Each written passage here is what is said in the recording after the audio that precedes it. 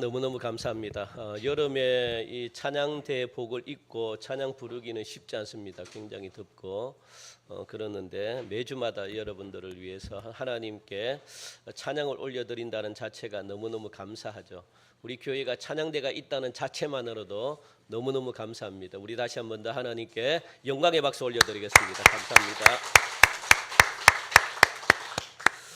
오늘 우리는 맥주 감사주의를 우리가 지키고 있습니다. 지난 반년 동안에 받은 이 하나님의 은혜에 감사하며 예배 드리는 날이 바로 맥주 감사주일입니다. 맥주 감사주일의 이 유래를 우리가 보면은 성경을 통해서 보면 이렇습니다. 히브리인들, 그러니까 이스라엘 백성들은요 원래 유목민이거든요. 그러니까 광야를 떠돌아다녔던 정착 민족이 아니라 유목 민족. 그러니까 유목 민족들이 가장 부러워하는 게 뭡니까? 정착입니다. 정착해 가지고 자기 땅을 가지고 농사를 짓는 것 얼마나 부러워하는지 모릅니다. 그런데 하나님의 은혜 가운데서 이 유목민의 생활에서 하나님이 주시는 은혜 가운데 어떻게 해요? 가나안 땅을 주시고 그 가나안 땅에 살고 있는 이방 족속들을 다 물리치고 그래서 가나안에 정착하게 하시고 또 자기 땅을 얻어가지고 자기 손으로 농사를 짓는 이 자체가 얼마나 큰 은혜인 줄 아십니까? 너무 큰 은혜잖아요. 자기 것을 가지고 있다, 그죠? 그래서 이것은 어마어마한 축복입니다, 여러분들. 그러므로 이 이스라엘 백성들, 히브리인들은 가나안 정착 생활을 통해 가지고 가나안 원주민들의 문화가 이 원래는 원주민들의 문화가 뭐냐면 이게 추수를 해가지고 막 자기 신에게 바친 거거든요. 자기 신, 그런 이방신이죠. 이방신에게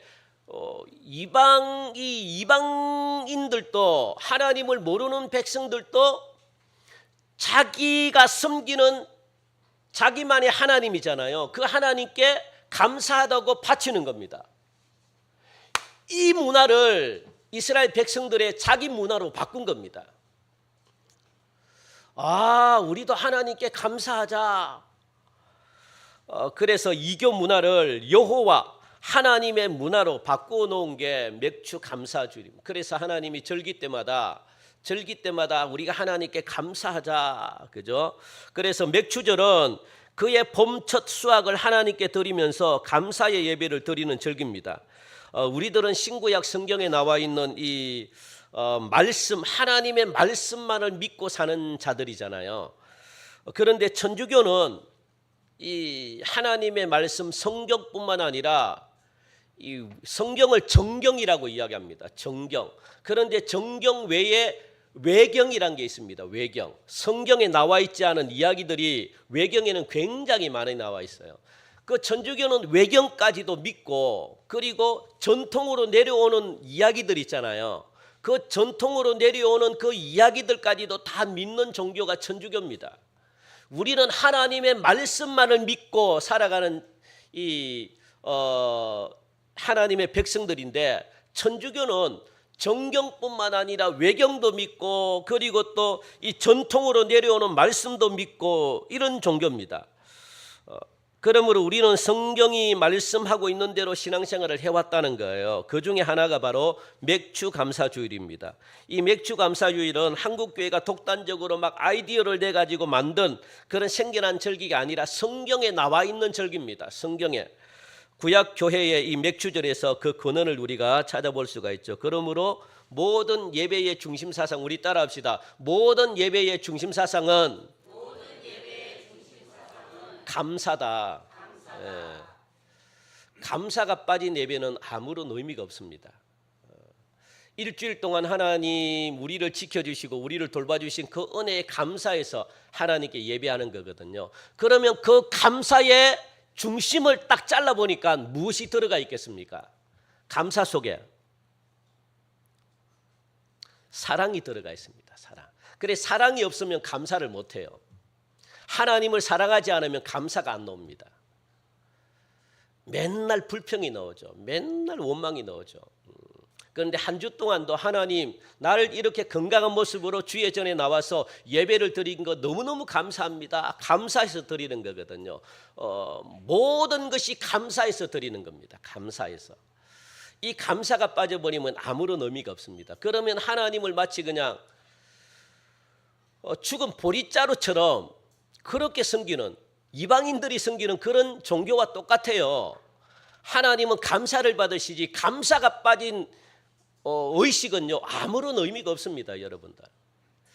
그래서 감사하는 마음으로 여러분들이 예배드리시는 그런 은혜가 있기를 간절히 바랍니다. 그런 예배를 하나님이 기뻐 받으신다라고 말씀하고 있습니다. 이제 지난주에 이어서 욥기 시리즈 우리 두 번째 시간입니다. 지난 주간 첫 시간이었는데 욥에게 일어난 고난은 아무런 이유 없는 고난이었다라고 말하잖아요. 이유 없이 일어난 겁니다. 여러분들의 삶 가운데 이유 없이 뭔가가 일어났다면 그것은 꼭 기억하시기 바랍니다. 뭘까요? 하나님의 뜻입니다. 하나님의 계획이고 하나님의 섭리입니다. 아시겠습니까? 내 삶에 이유 없이 뭔가 일어났다. 그러면 하나님이 뭔가 작정하고 하나님이 몰아간 겁니다. 뭔가 나를 고치려고, 나의 잘못된 부분을 고치려고, 아니면 뭔가 말씀하려고 하나님이 하시는 겁니다. 그걸 빨리 캐치를 해야 돼요. 이유 없다. 내가 잘못도 안 했는데 이유 없다. 그러면 하나님이 뭔가 던지는 메시지가 있습니다. 하나님의 뜻입니다. 하나님의 작정입니다. 하나님의 계획입니다.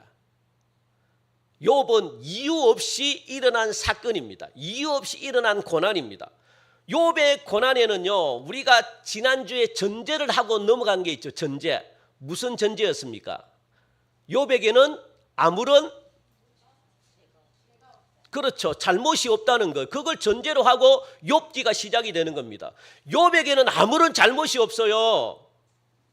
하나님을 믿는데 전혀 잘못된 믿음이 아닙니다. 이걸 전제로 욥이 시작이 되는 겁니다. 그러니까 욥에게 닥치는 고난이 무엇이라고요? 이유 없다는 거. 이유가 없다. 갑자기 일어난 고난이었다라고 지난주에 말씀했잖아요. 그리고 욥이 고난받은 이유에 대해서 욥이 잘못해서 받는 게 아니다. 분명히 이걸 전제로 욥기가 시작이 됩니다. 그러므로 욥의 문제는 옳고 그름의 문제가 아니에요, 여러분들. 아무리 네가 잘못해서 그렇다, 아니야 네가 막 착해서 그래, 이렇게 따지는 것은 아무런 의미가 없습니다. 여러분, 이유 없이 오는 고난은요 옳고 그름을 따지는 게 아니에요. 무엇을 따져야 됩니까? 따지면 하나님의 뜻을 알아야죠. 하나님께 매달리는 것밖에 없습니다. 하나님, 왜 그렇습니까? 이 문제가 해결이 안 되면 고난이 끝이 없어요. 계속 고난 줍니다. 왜? 이유가 없으니까.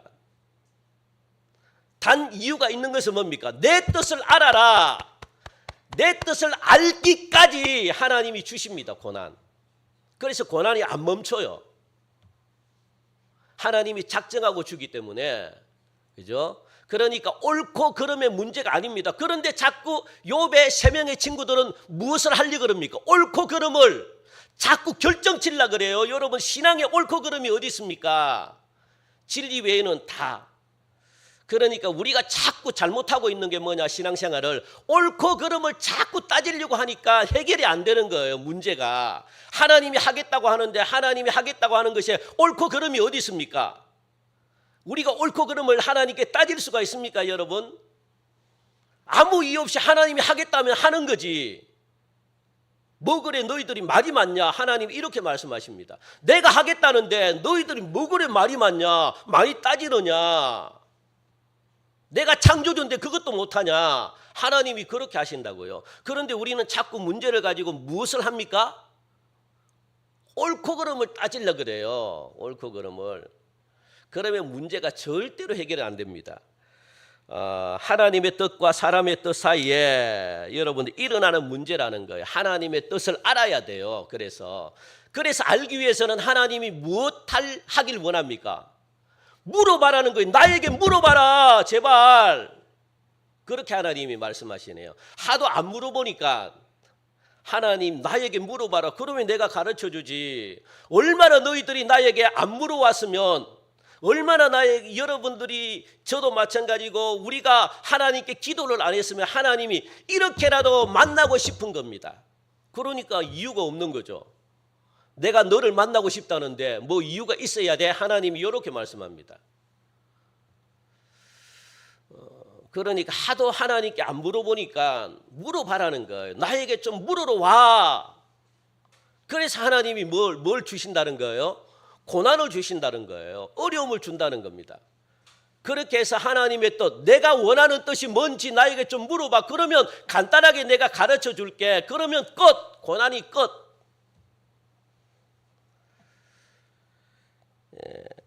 그리고 진정한 가치가 뭐고 영원한 것의 주인이 누구인가 하는 문제지.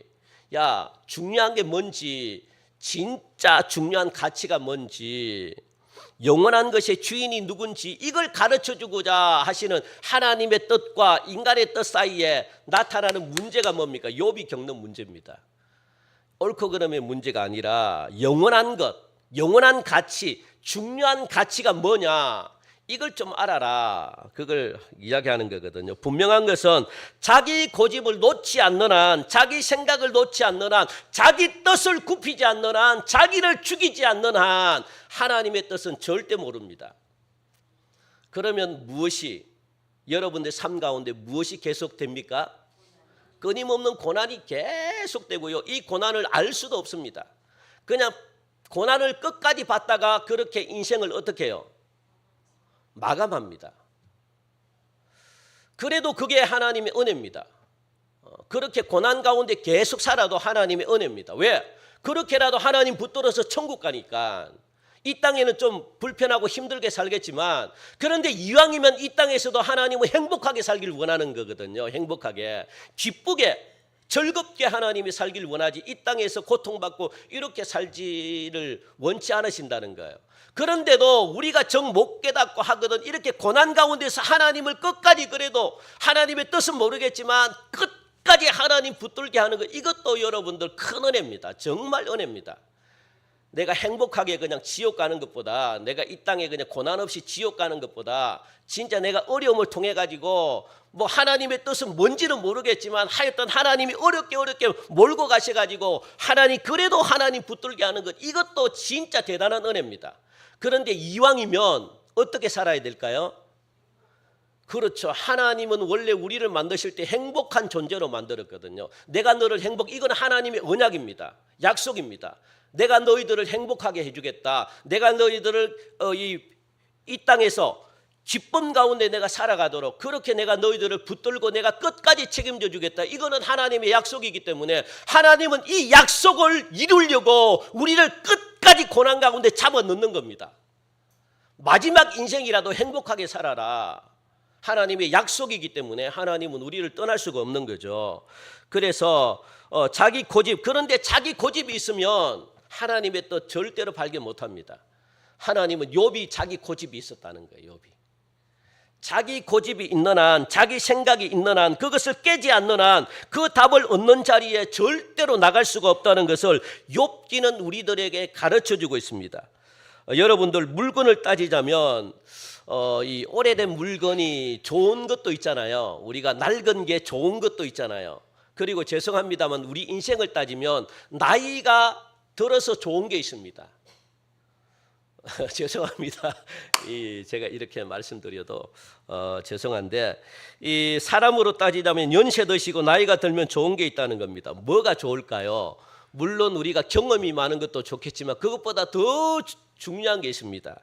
좋은 게, 무엇보다 나이가 들면, 연세가 들면은 기운이 빠집니다. 그리고 외롭고 슬프고 그리고 고통스럽습니다. 그런데 그것으로 인해 가지고 무엇을 얻게 돼요? 내가 꺾여요. 나라는 게 죽어요. 내 자존심이 무너집니다. 이게 인생에서 가장 중요합니다. 이게 정말로 중요합니다. 그런데 어떤 분들은 반대로 또 되시는 분들이 있거든요. 나이가 들면 들수록 고집이 더 세신 분이 있습니다. 더 고집을 안 꺾어요. 이게 왜? 내가 살아온 이 고집 때문에 내가 이 억척같이 험한 세상을 내가 살아왔는데 이걸 안 내려놔요. 안 내려오면 안 내려놓을수록 여러분들 남은 인생이 더 고달픕니다. 더 힘듭니다. 내가 이것 때문에 내가 우리 가정을 일으켰는데, 내가 이것 때문에 나중에 이것 때문에 여러분들 죄송합니다만 이것 때문에 그 뒤에는 제가 말씀을 못 드리겠네요. 진짜 이것 때문에 하나님의 영광을 드러내지도 못하고 이것 때문에 나중에 하나님의 나라에 못 들어갈 수가 있습니다. 이것 때문에. 그래서 이제 죽음이 머지않았구나 요걸 갖다가 나이가 들면 느끼게 되고 깨닫게 됩니다. 아, 내가 죽음이 얼마 남지 않았구나. 죽음을 준비해야 되겠구나. 그러니까 자신의 힘을 빼고 겸허히 죽음을 맞아들이는 겁니다. 죽음을 받아들이는 겁니다. 그러면 죽음 앞에 설 때 여러분들 이 세상의 것들이 다 소용이 있습니까? 내 자신의 무능함을 느낍니다. 내 자신의 부족함을 느낍니다. 하나님은 이거 한 가지 깨달으려고 인간을 갖다가 우리들을 어떻게 해요? 엄청난 수렁송이에 막 그냥 평생을 잡아넣었다는 겁니다. 연단 속에서 고난 속으로 막 이거 하나 깨달으라고. 너희들은 그만큼 인간은 무능한 존재고 연약한 존재다. 죽음 앞에서 아무것도 할 수 없는 존재다. 이거 하나 하나님이 깨닫게 하려고 이 젊은 날 하나님이 막 어려움 주고 우리가 젊음을 즐겨야 됨에도 불구하고 젊음을 즐기지 못하고 맨날 어려움 속에서 사는 이유가 뭐냐? 이거 깨달으라고 그래요. 이거 너희들의 힘을 다 빼라. 그래 나는 부족하다는 거 빨리 깨달으라. 내 힘으로는 할 수 없다는 거. 그러면 여러분들 우리가 겸손해질 수밖에 없잖아요. 겸손해 하나님밖에 없습니다. 이거 여러분들 젊을 때일수록 빨리 고백하라는 거예요. 이거 고백하면 남은 생애가 편안합니다. 남은 생애가 행복합니다. 여러분들 왜? 하나님만 의지하니까. 하나님 내 인생 알아서 하세요. 이러면요 아무것도 안 해도 하나님이 그냥 우리의 인생을 알아서 그냥 이끌어 가십니다. 기가 막히게 이끌어 가십니다. 머리 쓸 필요도 없어요. 여러분들 하나님이 딱딱 아이디어 주고요. 생각 주고요. 하나님 어떻게 해야 됩니까? 나 아무것도 모르겠습니다. 에라 하나님이 알아서 하세요. 그냥 기도만 주구장창하면 하나님이 가르쳐 주십니다. 여러분들 하나님이 그 기쁨으로 살아가는 거예요. 부모님의 기쁨이 뭡니까? 자녀들 와가지고 막 쪼르는 거 아닙니까? 그러면요 그거 부모님들이 기다리거든요. 자녀들 빨리 와가지고 나에게 도움을 좀 구했으면 좋겠는데 부모들은요 요거 기쁨입니다. 이 기쁨. 그래서 자녀들에게 막 문제 해결해 주는 거 이걸 부모님은요 최고의 기쁨으로 생각하거든요. 하나님도 마찬가지입니다. 야 저놈 저거 돈이 없는데 자기가 뭐 아르바이트 해가지고 돈을 벌려고 하는데 그래 아이고 나에게 와가지고 내가 지금 돈을 준비하고 있는데 저놈 저거 그런데 자존심 상할까 봐 이야기를 못하는 거예요. 부모님들은 빨리 나에게 손 내밀길 원하는데 왜? 돈이 있는데 부모님들은 그 자녀들은 열심히 학창시절 때 공부만 하면 되죠. 뭘 자녀들이 돈을 번다 그럽니까? 부모님이 해야 될 일을. 그러니까 하나님도 마찬가지죠. 하나님도 빨리 나에게 손 내밀면 고생 안 해도 되는데 이 하나님이 그렇다는 겁니다. 그러면 이 세상을 보는 눈이 확 달라지거든요. 어르신들은 그래서 보는 눈이 달라져요. 어르신들은 나이가 많이 들면 들수록 젊었을 때는요 그렇게 중요하지 않은 것에 목숨을 걸어요. 내가 오늘 저기 누구 만나러 가는데 내가 오늘 청바지를 입을까? 내가 막 양복을 입을까? 아니면은 뭡니까? 뭐 치마를 입어야 되나? 이거는요 어른들 생각하기에 쓸데없는 겁니다. 그런데 젊었을 때는 뭡니까? 중요하다는 거예요. 자기가. 왜? 바라보는 게 다르니까. 중요한 가치가 다르니까. 젊었을 때는요 그냥 나를 갖다가 막 잘 보이기 위해서 그냥 이거는요 연세 드신 분들에게 물어보면 전부 다 쓸데없는 것이라 그래요. 아유 쓸데없는 것이 목숨 거네. 연세가 드셔보십시오. 나이가 들어보십시오. 어디를 뭘 입어야 되나 목숨 걸지 않습니다. 나이가 들면 그런 데에 목숨 걸지 않고 나이가 들어 생각하는 것은 뭐냐? 우리가 매일매일 해야 되고 싸워야 될 실험이 있다는 거예요. 매일매일 해야 되는 게 그게 뭡니까? 하루하루 먹을 것을 걱정해야 되고 사회에서 자기 자리를 확보하기 위해서 모든 에너지를 그쪽에 다 쏟아야 되는 거예요. 그래서 이것을 우리는 하나의 무엇이라고 이야기합니까? 고통이다, 고난이다라고 이야기하는 겁니다. 이 과정을 넘어야만 우리 어르신들은요 이 과정을 넘어야만 자기의 위치가 어느 정도 확보가 되기 때문에 내가 옷을 잘 입고 이거 하나도 중요하지 않습니다. 이런 고난을 겪다 보면은 드는 생각이 뭐냐? 이렇게까지 내가 살아야 되나? 내가 할 수 있는 게 도대체 뭐냐? 평생 이 고생만 하다가 죽는 것이 아닌가 하는 고민을 안게 되는 거거든요. 그죠? 하나님은 그걸 이끌어내려고 지금 하시는 겁니다. 그래서 야, 내 혼자 할 수 없구나. 그러면 누구를 찾게 된다는 거예요? 하나님을 찾게 되는 거죠. 하나님을. 그런 단계까지 여러분들 오셔야 되는 겁니다. 그러면서 점차 무엇을 알고 깨닫게 됩니까? 나라는 존재가 별 것 없구나. 나는 아무것도 할 수 없는 존재구나. 아, 나는 진짜로 무능한 존재구나. 이걸 여러분들 깨닫게 됩니다. 그래서 우리가 중요한 건 뭐냐? 여러분들 세례 교육 시간에도 배웠지만 이 하나님을 알게 되면 누구를 알게 돼요? 나를 알게 돼요. 나. 아, 나는 이런 형편없고 죄인이고 지옥 갈 수밖에 없는 존재구나. 그래서 누가 필요하다는 겁니까? 나를 구원할 존재가 필요한 겁니다. 이게 다 엮여져요. 하나님을 알게 되면 누구를 알게 되냐? 나라는 정체성을 알게 되고, 나라는 정체성을 알게 되면 누구의 도움을 필요로 하는가? 나를 구원할 자를 필요로 합니다. 내 모습이 이런 모습이고 나라는 존재가 이런 거구나. 여러분들 나라는 존재가 아무것도 할 수 없다고 생각하면 여러분들은 무엇 해야 됩니까? 예수 안 믿는 사람들은 자살하죠. 예? 안 그렇습니까? 왜냐하면 미래가 안 보여요. 미래가 안 보면 여러분들 소망이 없으면, 희망이 없으면 죽어요, 사람은. 그래서 자살을 하는 겁니다. 왜 청소년들이 공부 열심히 하는 애들이 왜 자살합니까? 미래가 안 보이니까. 아무리 열심히 해도 자기의 미래가 없어요. 미래가 없는데 뭐하러 살아갑니까? 그들이 하나님의 나라를 바라보는 것도 아니고. 그런데 우리 예수 믿는 사람은 달라요. 뭐가 보입니까?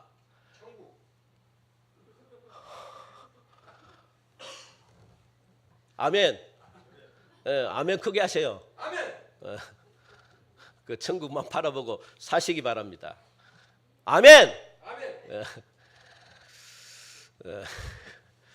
그러니까 우리는 뭡니까? 하나님의 나라를 바라보고 천국을 바라보고 살아가죠. 천국을. 아, 하나님이 계시구나. 예수님이 나와 함께 하는구나. 이걸 깨닫게 된다는 겁니다. 그때부터요, 바라보는 게 달라져요. 삶이 달라집니다. 하나님은 우리를 그 자리까지 가게 하려고 얼마나 하나님의 열심히 우리를 이 어려운 고난 가운데 하나님이, 이것도 진짜 하나님이 힘들어요. 고난 주는 것도 하나님이 힘들어요. 쉬울 것 같습니까? 내 사랑하는 자녀를 막 인상 쓰면서 그냥 막 정말로 사랑하는데, 사랑하는 자녀를 갖다가 어려움 속에 넣는다는 거, 이거 하나님이 하실,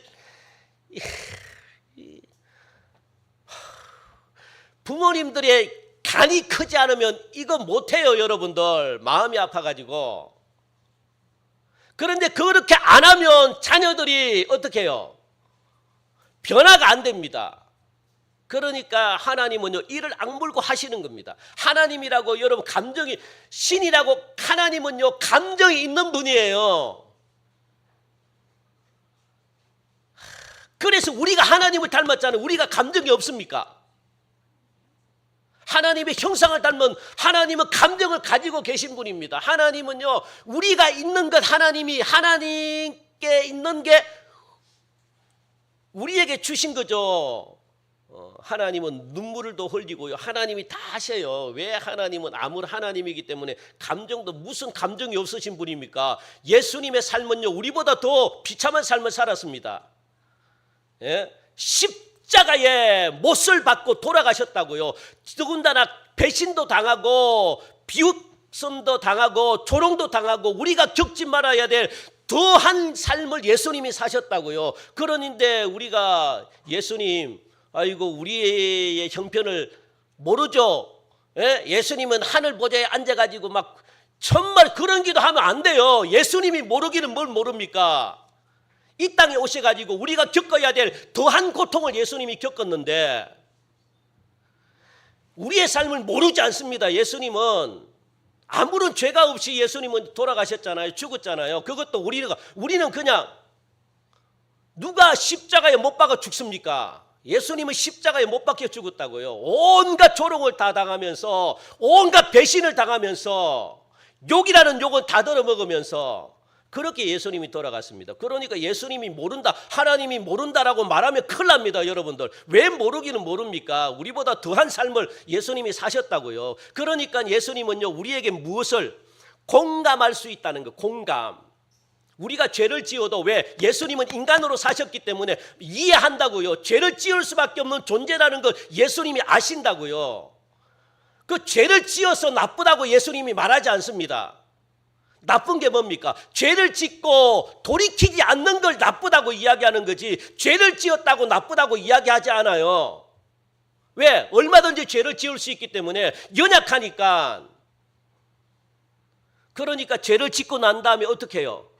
돌이키라는 거예요. 돌이키라는 거. 그런데 안 돌이키니까 끝까지 죄를 짓고 가니까, 그죠? 그걸 지금 이야기를 하고 있습니다. 욥은 시련과 고난의 순간에도 하나님의 계시를 놓지 않았거든요. 그래서 가축과 하인과 자녀들을 잃고서도 하나님을 계속 찬양했다라고 말합니다. 우리 1장 20절 우리 한번 볼까요? 지난주 1장 20절 22절 우리 같이 한번 읽읍시다. 1장 20절 21절 여러분들 성경을 다 한번 찾아보세요. 1장 20절 22절 같이 읽읍시다. 시작. 욥이 일어나 겉옷을 찢고 머리털을 밀고 땅에 엎드려 예배하며 이르되 내가 모태에서 알몸으로 나와 싸운즉 또한 알몸이 그리로 돌아가올지라도 주시니도 여호와시요 거두시니도 여호와시오니 여호와의 이름이 찬송을 받으실지니이다 하고, 이 모든 일에 욥이 범죄하지 아니하고. 아멘. 여기서 욥은 하나님께 예배를 계속했다라고 말하죠. 그죠? 그러면서 오늘 본문은 다시 하늘나라 회의에서 하나님이 사탄에게 그것 봐라 그렇게 말합니다. 그것 봐라. 왜? 하나님을 계속 예배하니까. 그것 봐라. 사탄에게 이 어려움에도 불구하고 욥이 믿음을 지키지 않았느냐라고 그렇게 말합니다. 그러자 2장 3절 사탄이 대답합니다. 2장 3절 시작. 여호와께서 사탄에게 이르시되 네가 나의 종 욥을 주의하여 보았느냐? 그와 같이 온전하고 정직하여 하나님을 경외하며 악에서 떠난 자가 세상에 없느니라. 내가 나를 충동하여 까닭없이 그를 치게 하였어도 그가 여전히 자기의 온전함을 굳게 지켰느니라. 그러자 사탄이 4절 읽어봅시다. 4절 시작. 사탄이 여호와께 대답하여 이르되 가죽으로 가죽을 바꾸오니 사람이 그의 모든 소유물로 자기의 생명을 바꾸올지라. 사탄의 전형적인 방법입니다. 사탄은요, 집요합니다. 사탄은 끈기가 있고 끝까지 갑니다. 끝까지 우리를 멸망하려고 하는 거거든요. 그러니까 뭐라고 이야기하느냐? 가죽으로 가죽을 바꾸오니 사람이 그의 모든 소유물로 자기의 생명을 바꾸올지라. 그렇게 말로 대꾸하거든요. 사실 하나님께서 그렇게 말씀하시면 피조물인 우리들은요, 모든 피조물은 하나님이 그렇게 말씀하면 어떻게 해야 될까요? 하나님의 말씀에 예 그렇네요, 내가 잘못했네요, 이렇게 해야 되는 게 맞습니다. 그런데 사탄은 절대 안 그래요. 그게 사탄의 속성이거든요. 여러분들 누군가가 잘못했다 그러면 잘못을 시인할 줄 알아야 됩니다. 안 그러면 그 사탄의 습성을 가지고 있습니다. 왜냐하면 나보다는 누가 더 잘합니까? 상대방이 보는 게 맞아요. 내가 보는 입장보다 상대방이 보는 입장이 맞습니다. 그리고 여러 명이 똑같은 말을 하면 그게 맞습니다. 여러분들. 그러면 내가 자존심이 상하지면 어떻게 해야 될까요? 맞아요. 요렇게 나와야 돼요. 요렇게. 그런데 대부분 사람들은 안 그렇죠. 그리고 내보다 못한 사람이 나를 지적할 때는요, 더 용납하기 힘듭니다. 이거는 우리 인간의 이 본성이 사탄을 닮아서 그래요. 사탄이 가지고 있는 이 습성입니다. 사탄은요, 하나님께 잘못했습니다 안 해요. 절대 안 합니다. 뭐라고 이야기합니까? 말대꾸합니다. 자기의 잘못을 시인하고 인정해야 되는데 괘씸하게 수단 방법을 가리지 않고 끝까지 욥을 대적하고 참소를 하고 있다는 거예요. 이렇게 사단은 끈질기고 집요합니다. 하나님 앞에서도 이러니까 믿는 성도들 앞에서는요, 웬만하면은 여러분들 사탄은 안 물러납니다. 하나님 앞에서 안 물러나는데 인간 앞에서는 물러나겠습니까? 인간은 밥이죠, 밥. 끝까지 물고 늘어집니다. 그렇다면 사탄이 하나님께 말대꾸한 내용이 뭡니까? 가죽으로 가죽을 바꾸오니 사람이 그의 모든 소유물로 자기의 생명을 바꾸올지라도, 이 말의 뜻은 뭐냐? 사실 자기 몸과 관련되지 않은 고난은 그래도 참을 수 있다는 거예요. 왜? 여러분들, 이게 내 속에 본체가 중요하지, 내 속에 이 옷을 찢는다고 해가지고 이것 때문에 여러분들 힘들어하는 사람이 어디 있습니까? 옷은 다시 사면 되죠. 안 그렇습니까? 옷을 백날 찢어보십시오. 여러분들 이것 때문에 힘들어합니까? 많이 가진 사람들은. 안 그렇죠. 여러분들 자기 몸이 중요하지, 자기 몸 외에 뭐 마찬가지입니다. 내 가족, 내 자녀들, 또 내 재산, 이거는요 어느 정도 세월이 지나면 잊혀집니다. 여러분들 왜? 또 재산을 모으면 되니까. 얼마든지 이것을 이길 수가 있다고요. 여러분들, 내 몸을 건드리지 않는 한. 그러니까 고난은 어떻게 보면 자신보다 중요하지 않기 때문에 얼마든지 견딜 수 있다, 이렇게 지금 사탄이 이야기를 하는 거예요. 아이고 하나님, 그 정도는요 충분히 이길 수 있죠. 왜? 자기 몸이 힘들지 않은데. 그까짓 건 뭐 욥은 하나님이 손을 내밀어 자신을 죽이고 멸망시킬 것이 두려워서 자기의 모든 소유를 다 빼앗기고 자녀가 죽임을 당하는 그런 상황 속에서도 불평하지 않고 원망하지 않고 가만히 있을 수가 있다, 이런 의미로 지금 이야기를 하고 있는 겁니다. 자기가 얻어 터질까 봐. 그래서 욥은 어떻게 해요? 그냥 믿음 막 그거 한데 원망하고 싶은데도 원망 안 하고 이렇게 그냥 속으로 감추고 있다. 왜? 자기와 상관없으니까. 자기도 얻어 터질까 봐 이게 두려워가지고 내 자녀가 죽었음에도 불구하고 이 감정을 억누르고 있다. 사탄이 이렇게 참소를 하네요. 그럴 수 있잖아요. 예? 예, 왜? 자기가 얻어 터지면 안 되니까. 자기가 중요하니까. 그죠? 얼마든지 그럴 수 있습니다. 다시 말하면은 사탄이 하나님께 이렇게 말했다는 겁니다. 그까짓 것 욥의 소유를 쳐봤자 또 소유를 모르면은 또 모으면 되는 것이 아닙니까? 그것은 뭐 그렇게 욥에게 큰 의미가 없습니다. 이렇게 말하는 거예요. 이게 사탄입니다. 사탄. 교묘하죠. 진짜 교묘하죠. 그래서 이번에는 무엇을? 자기의 몸 본체를 쳐보십시오. 하나님은 뭐 본체도 안 치면서 뭐 맨날 믿음 좋다 그러고, 아유 그거는 누구나 하는 겁니다. 예? 그렇게 말을 했다는 거예요. 그러니까 자기의 몸을, 본체는 자기의 몸을 말하거든요. 하나님을 원망하고 떠나갈 만한 근본적인 것을 한번 쳐보십시오. 그게 뭡니까? 자기 욥의 몸을 치부라고 그렇게 이야기합니다. 몸입니다. 몸. 아무리 주의껏 쳐봤자 그거는 뭐 일주일의 슬픔을 뛰어넘으면 뭐 일주일 동안 슬퍼하다가 그냥 끝나버리면 그거는 또 다시 또 뭐 애기 놓고 하면 되는 거죠. 그렇게 이야기를 하는 거예요. 여러분들. 그 예를 들어 가지고 옷만 찢는다고 해서 새 옷 사면 그만이죠. 이런 식으로 지금, 그러니까 뼈와 살을 쳐보십시오라고 지금 이야기를 하고 있는 겁니다. 이렇게 해서는 욥의 진정한 믿음을 볼 수가 없습니다. 그래서 본체라는 것은 5절에 보면은 욥의 뼈와 살을 우리 5절 같이 읽읍시다. 5절 시작. 이제 주의 손을 펴서 그의 뼈와 살을 치소서. 그리하시면 틀림없이 주를 향하여 욕하지 않겠나이까. 그렇게 말합니다. 육체를 쳐보라는 거예요. 육체를. 사탄은 알고 있었거든요. 사람이 가장 약한 부분을 말입니다. 사람은 자신의 생명이 위험에 처하게 되면은 욥이 그동안 참았던 분노를 폭발시켜 가지고 여러 사람과 마찬가지고 하나님을 원망하게 될 것입니다. 그러니까 자기 자신을 한번 쳐보라고, 몸을 한번 쳐보라고, 몸에 병을 한번 주보라고 그렇게 말하는 겁니다. 그런데 이게 100% 적중합니다. 이야. 그래서 하나님이 허락해요. 그러면 생명을 건드리지 말고 다 해봐. 그렇게 허락을 받아냅니다. 사탄은요 진짜 지배합니다. 그래서 생명은 건드리지 않고 욥이 원망할 수 있는 최고의 원망을, 그게 뭡니까? 온몸에 심한 악종, 종기, 그러니까 온몸에 뭐 고름이 나오고 막 코끼리 피부 있죠. 예? 코끼리 못 봤습니까? 막 덕지덕지 그냥 피부가 갈라지고 막 그게 얼마나 그러면서 그 속에서 고름이 나오고 온몸이. 만지 그러니까 밖에도 못 나가요. 그러면서 어떻게 해요? 잿더미에 앉아가지고 어떻게 기와장으로 너무 간지러우니까 자기 몸을 이렇게 긁고 있습니다. 여러분 피부가 간지러운 분들을 고통 아십니까? 피부가 건조해가지고 막 해가지고 여기 막 그 연고 발라도 안 되고 진짜 잠을 못 잡니다, 여러분들. 진짜 고통스러운 거거든요. 그러니까 이게 죽을 수도 없고 막 이런 상태에 지금 있다는 겁니다. 그러면서 고통스러운 제2라운드가 이제 시작이 되는 거거든요.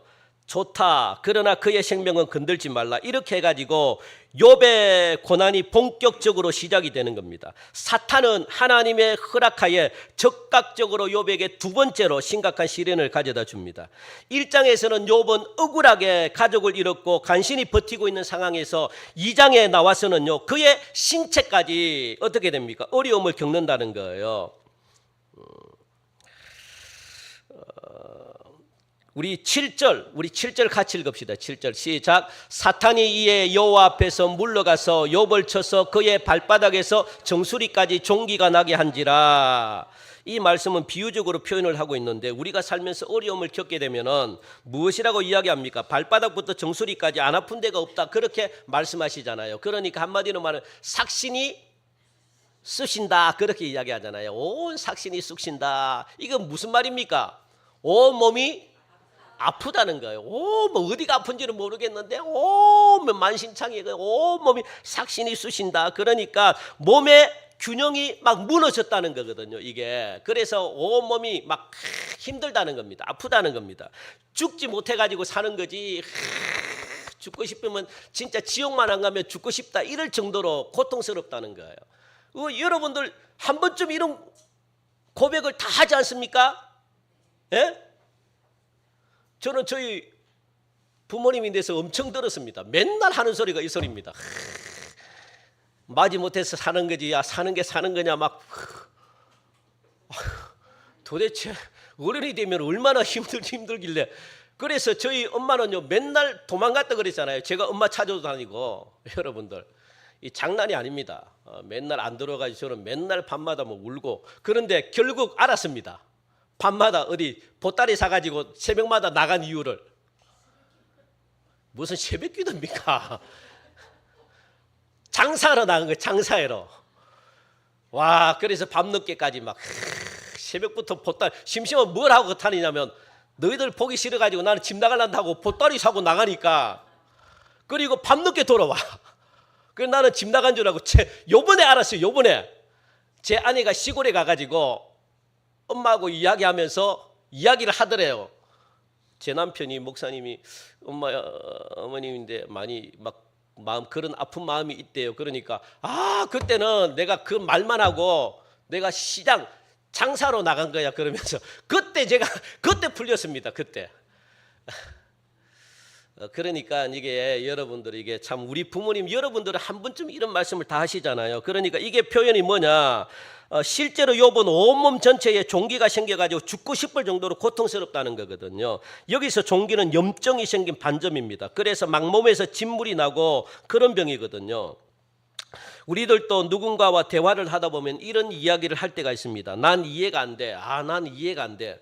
그죠? 이런 말을 자주 사용하잖아요. 이 말은 무슨 말이냐면 자기가 여러분은 모르는 일이 많다는 것, 한마디로 자기가 무식하다는 겁니다. 나는 이해가 안 돼. 이해가 안 돼. 이렇게 말하는 사람은요 스스로가 모르는 게 많다는 거거든요. 그러니까 한마디로 말하면 자기가 무식하다는 겁니다. 무식하다는 거. 이 세상에는 아무도 이해할 수 없는 일들이 얼마든지 많이 있잖아요. 그죠? 이해되는 게 있으면 이해 안 되는 게 얼마나 많습니까, 여러분들? 다 이해가 됩니까? 안 되잖아요. 왜? 더군다나 내 삶을 다른 사람들이 이해를 해. 그러면 화가 나 죽잖아요. 그래 내가 이해해. 무슨 이해하기는 무슨 이해를 합니까? 예? 그런데 자꾸 이해한대. 자꾸 자기는 믿음이 좋은 척 막 하면 밥맛이잖아요. 예? 그래서 여러분들도 저에게 막 그 밥맛 느낀 적 많잖아요. 예? 맨날 목사님은 이해한다 그러고. 그래서 제가 회개를 많이 했습니다. 그러니까 여러분들 누군가가 수면제를 먹고 잠을 자요. 그런데 우리는 뭐라고 이야기합니까? 왜 먹어 그러잖아요. 왜 먹어? 예? 왜 먹겠습니까? 잠이 안 오니까 먹는 거죠. 뭘 그렇게 잠이 안 오니까 먹죠. 여러분들 왜 먹습니까? 잠이 안 오니까 먹는 거죠. 잠을 하루라도 자고 싶은데 잠이 안 오니까, 그죠? 그걸 누가 몰라요? 먹으면 안 된다는 건 누가 모릅니까? 그런데 잠이 안 오니까 안 먹는 거라. 잠이 안 오니까 여러분들 거기에 대해서 왜 먹어 해버리면 할 말이 뭐가 있습니까? 자기도 안 먹고 싶은데 왜? 잠이 안 온다고 그러잖아요. 잠이 안 온다고. 상대방이 자기야 잠이 안 온다 그러는데 왜 잠이 안 오냐 자꾸 물어보면은 뭐라고 대답합니까? 그래도 뭐 운동하고 잠이 안 온다는데 운동을 다 해보고 했는데 잠이 안 온다는데 그런데 우리는 그래도 먹지 마야 확 쥐어받고 싶죠. 예? 그러니까 수면제를 먹는 사람은요 당장 하룻밤을 자는 게 얼마나 시급한 일인지 모릅니다. 그래야지 다음날 일을 할 수 있으니까 차라리 수명이 단축이 되어도 수면제라도 먹고 잠을 자는 게 좋습니다. 그러니까 자신이 어려움을 처했을 때 돌아보면 하루가 일주일보다 길다는 것 무슨 말인지 여러분들 다 느낄 겁니다. 이처럼 사탄이 하는 일은 하나님과 우리의 관계를 깨는 일을 사탄이 하는 거거든요. 다른 목적은 없습니다. 오로지 하나님과 우리의 관계를 어떻게 하면 깨뜨릴 것인가 이거밖에 관심이 없습니다. 사탄은. 그것 중에 하나가 바로 뭡니까? 하나님을 원망하고 불평하게 만드는 거예요. 하나님을 원망하고 불평하면 하나님을 스스로가 떠납니다. 그 조건을 만드는 거예요. 사탄은. 다른 것 없습니다. 여러분들. 사탄이 하는 일은 하나님을 어떻게 하면 원망하고 하나님을 어떻게 하면 불평하고 하나님을 어떻게 하면 내 스스로가 떠나게 만들어버릴까 이거밖에 없습니다. 여러분들. 이렇게 하나님을 원망하고 불평하고 하나님을 떠나는 사람들은 전부 다 하나님을 잘 몰라서 그래요. 그래서 하나님을 알아라 그러는 거예요. 하나님을 모르면 오해합니다. 하나님을 모르면 불평하고 하나님을 모르면 원망합니다. 여러분들. 사탄은 그걸 이용하는 겁니다.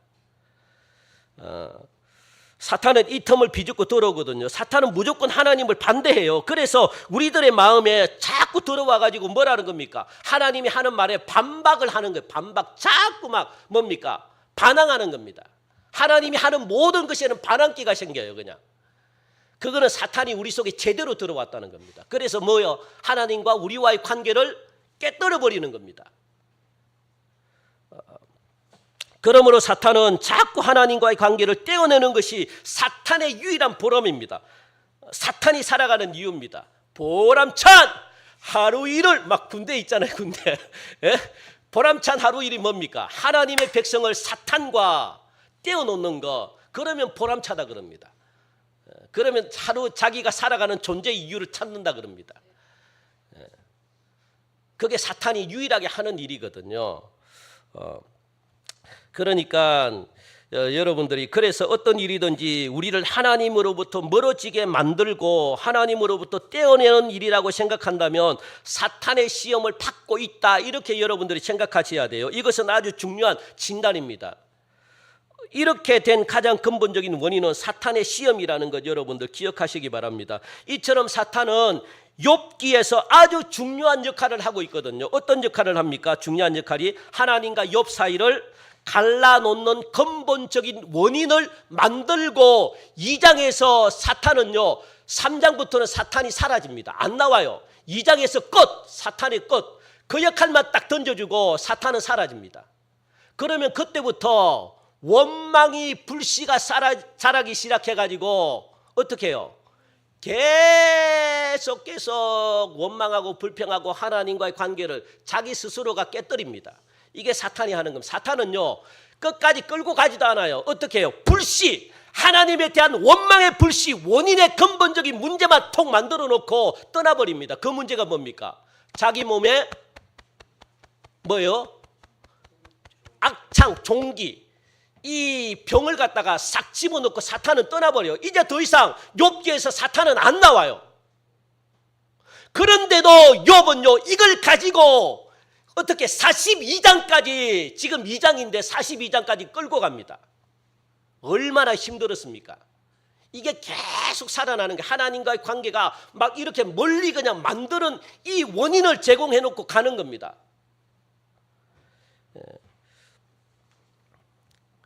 아주 중요한 역할이죠. 그러므로 욥기는 한마디로 말하면 사탄으로부터 떨어져 나가야 되고, 하나님은 우리를 자꾸 붙들려고 하고, 이런 싸움을 기록하고 있는 책이 욥기거든요. 그래서 사탄은 자꾸, 이 하나님은요 사탄으로부터 자꾸 떼내려 그러고, 그리고 하나님은 자꾸 욥을 갖다가 붙들려 그러고, 요 싸움이 바로 욥기입니다. 욥기.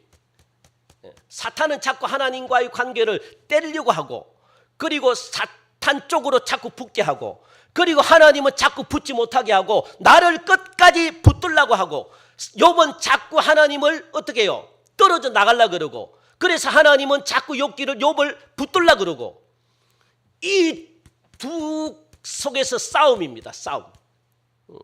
이게 욥기입니다. 이제 한번 보십시오. 인간이 하나님을 향하여 할 수 있는 모든 원망의 불씨를 사탄은 만들어 놓고 유유히 떠납니다. 이제 남아있는 것은 욥이 처해 있는 현재 상황입니다. 욥의 이런 상황은요 아무도 예상하지 못한 상황이거든요. 모든 재산을 한순간에 다 잃어버렸습니다. 그리고 사랑하는 자녀들도 한순간에 다 죽어버렸습니다. 거기에다가 욥은 온몸에 고름이 흘러나오는 그런 악성 종기까지 앓고 있습니다. 그래서 지금 잿더미에 앉아가지고 무엇하고 있다는, 기와장으로 자기 몸을 끓고 있다는 겁니다. 이 장면은 굴욕적인 장면이거든요. 굴욕적인 슬픔과 수치감과 자괴감에 지금 몸서리치는 욥의 상태를 지금 말해주고 있습니다. 이때부터 뭡니까? 하나님에 대한 원망이 슬슬 이제 나오기, 그 전까지는요 끄떡없이 하나님께 예배했다 그러잖아요. 하나님께 예배했다, 괜찮다는 겁니다. 그런데 자기 몸을 쳐버리니까 이제 뭡니까? 속에서 막 이 기와장을 긁으면서 무슨 생각을 하겠습니까? 이런 하나님이 나에게 이런, 왜 욥이 언제 사탄이 이런 마음을 집어넣고 도망가 버리니까 긁으면서 감사보다는 무엇이 나오겠습니까? 처음에는 감사했을 겁니다. 그런데 친구들이 계속 찾아와 가지고 불씨를 자꾸 넣는 겁니다. 네가 그렇게 하나님을 잘 섬겼다고, 이거 네가 벌 받는 거 보니까 하나님을 하나도 잘못 섬겼네. 막 자꾸 막 불씨를 땡기니까 어떻게 해요? 슬슬 여기서 막 그냥 불평 원망이 막 그냥 이렇게 막 자라는 겁니다.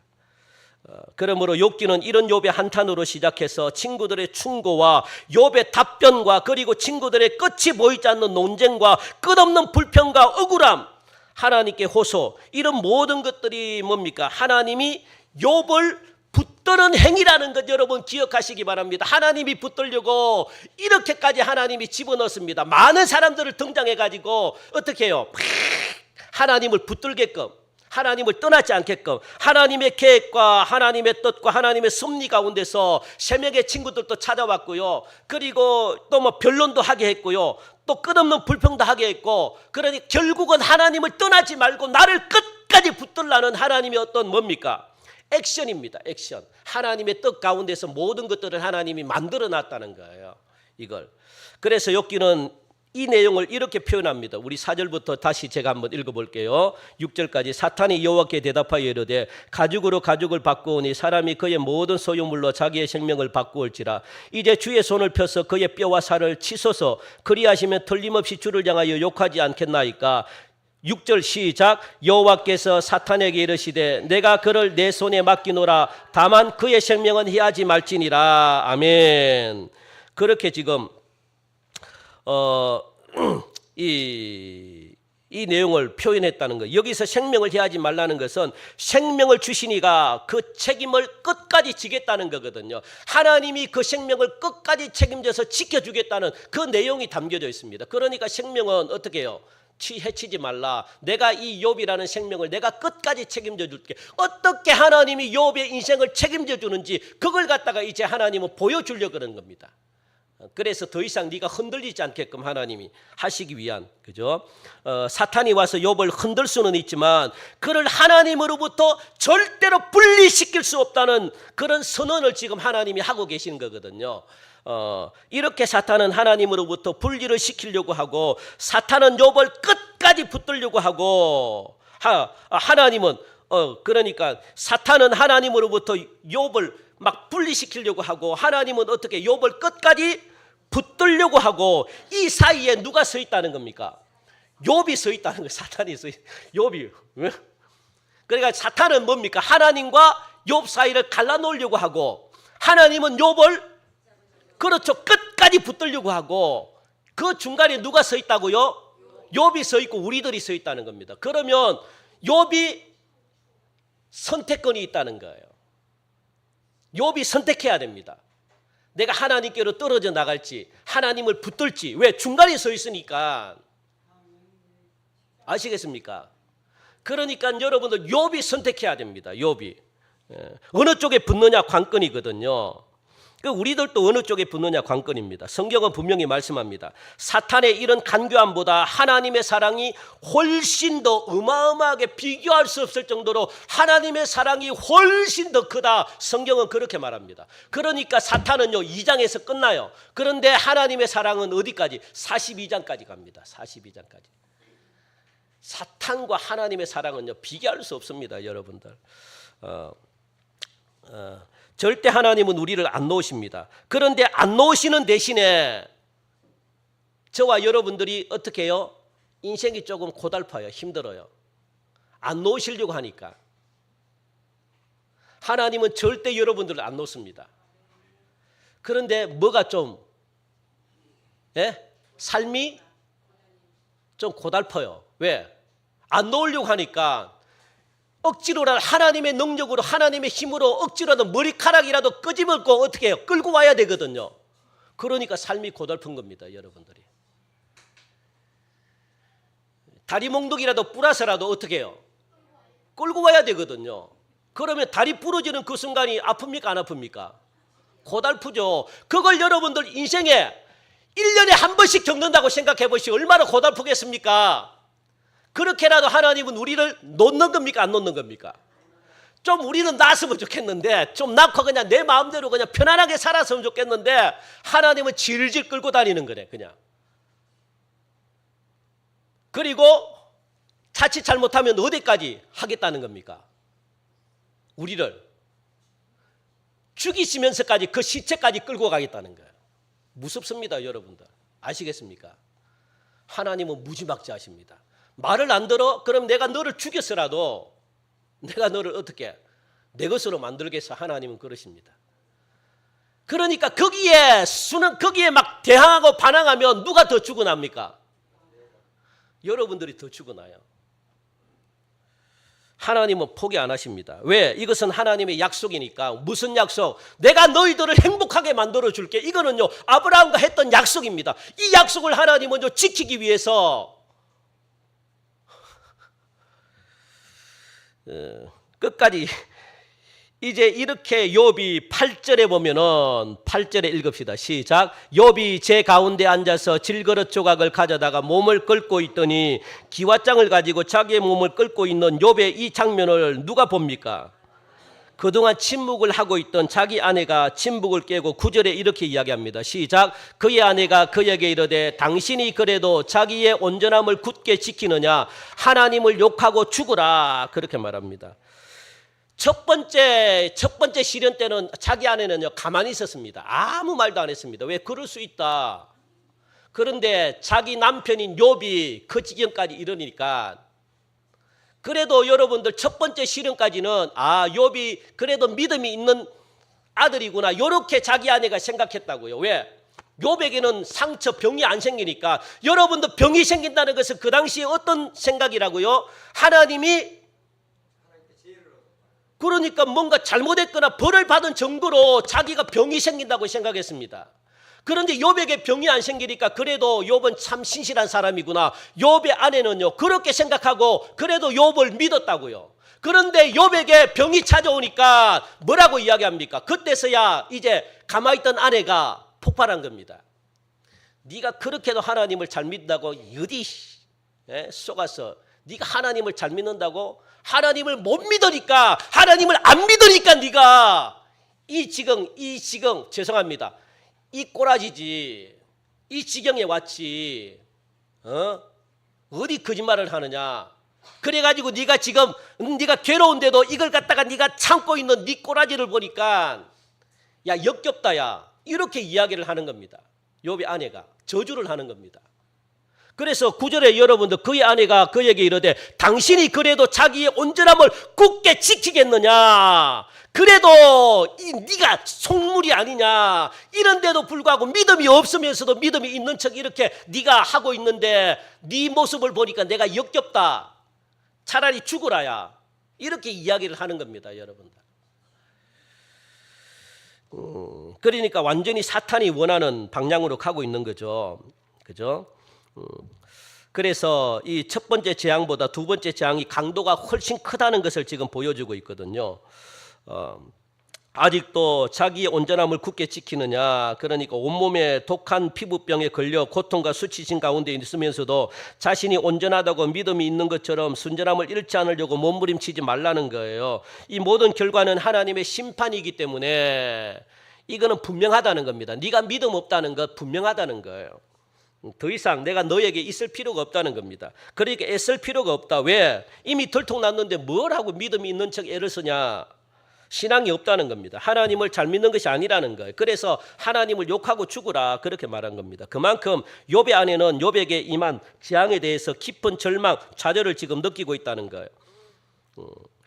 욥의 아내 역시도 인과응보의 하나님을 믿고 있다는 것, 권선징악의 하나님을 믿고 있다는 것. 이 당시 사람들의 믿음이 전부 이런 믿음입니다. 하나님은 욥에게 이런 믿음에서 더 발전하길 원했다는 거예요, 여러분들.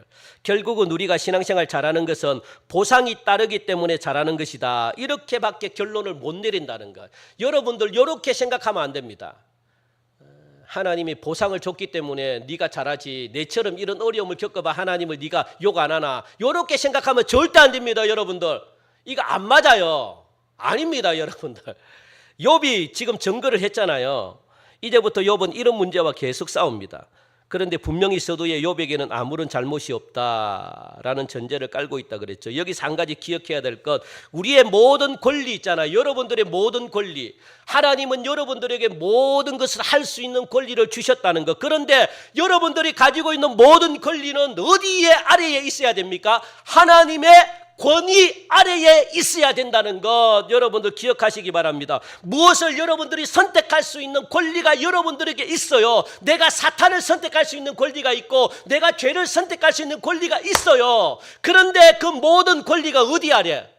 하나님의 권위 아래에 있어야 된다는 겁니다. 하나님의 권위는 뭡니까? 죄를 짓지 말라 명령하고 있는 권위입니다. 그러면 내가 죄를 짓고 싶을 권한이, 이 권리가 있더라도 하나님의 권위 안에 있기 때문에 뭡니까? 죄를 지어서는 됩니까? 안 됩니까? 안 된다는 거예요. 그래야지 하나님의 보호를 받을 수가 있다는 겁니다. 하나님의 권위를 내가 무시해버리면 하나님의 보호막이 걷어져 버려요. 그러면 인간의 연약한 인간의 몸이 어떻게 해요? 적나라하게 사탄에게 드러납니다. 그러면 사탄은요, 하나님이 없는 인생은 아무것도 아닙니다. 사탄의 밥이 됩니다. 그동안 하나님이 우리를 보호막으로 딱 보호해 주셨기 때문에 사탄이 우리를 건들지 못하지. 하나님의 권위에 순종 안 하고 하나님의 권위에 자꾸 도전하고 하나님의 권위에 불순종하면 하나님의 보호막이 걷어진다는 사실을 여러분들 기억하시기 바랍니다. 그러면 사탄의 밥이 됩니다. 사탄이 끌고 다니는 대로 여러분들 다 끌려다니는 인생이 될 수밖에 없어요. 하나님이 보호를 못 해줍니다. 이게 저주입니다. 이게 저주, 여러분들. 그래서 우리 스스로 하나님의 권위를 깨뜨려버리고 죄를 지으면 하나님의 보호를 받을 수 없다는 게 오늘 본문이 우리에게 가르쳐주는 중요한 메시지라는 거 여러분들 꼭 기억하시고, 그래서 하나님께서 사탄이 뭐라고 이야기합니까? 사탄이 1장에 하나님의 울타리 안에 있기 때문에 욥이 평안함을 누릴 수 있었지, 하나님의 울타리 밖으로 나와보십시오. 마귀가 이렇게 유혹합니다. 울타리 밖에 나와. 그러면 내가 너에게 세상 모든 걸 줄게. 울타리 밖에 넣으면 사탄의 밥입니다. 아무것도 못합니다. 사탄이 우리를 마음껏 가지고 놉니다.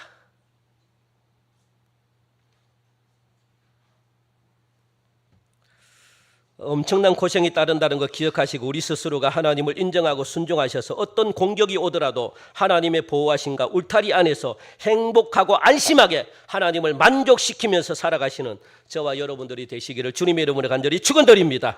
하나님 감사합니다. 욥을 통해서 우리에게 또한 하나님 우리를 이처럼 사랑하고 계시구나라는 사실을 깨닫고 알게 하신 하나님 감사합니다. 마귀에게 절대로 속지 않도록 도와주시고 하나님께 감사하는 인생 되게 하시사 하나님이 우리를 어디까지 인도하시는지 어떻게 하나님이 우리를 축복하는지 눈으로 똑똑히 보는 하나님의 역사가 나타나게 하여 주시옵소서. 감사하며 예수님의 이름으로 기도하옵나이다. 아멘.